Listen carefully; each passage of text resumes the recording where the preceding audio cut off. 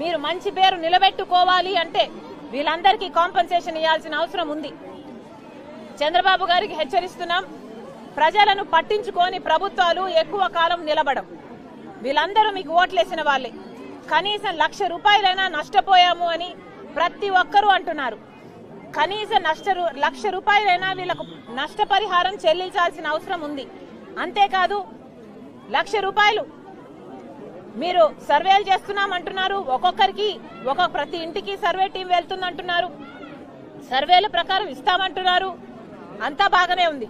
కానీ కనీసం తక్షణ సాయం కింద కనీసం కుటుంబానికి 15,000 చొప్పున వెంటనే ఈ రోజు రేపట్లో కనీసం 10-15 వేల రూపాయలు ప్రతి కుటుంబానికి ఇవ్వకపోతే వీళ్ళు మళ్ళీ నిలబడే పరిస్థితి కూడా లేదు.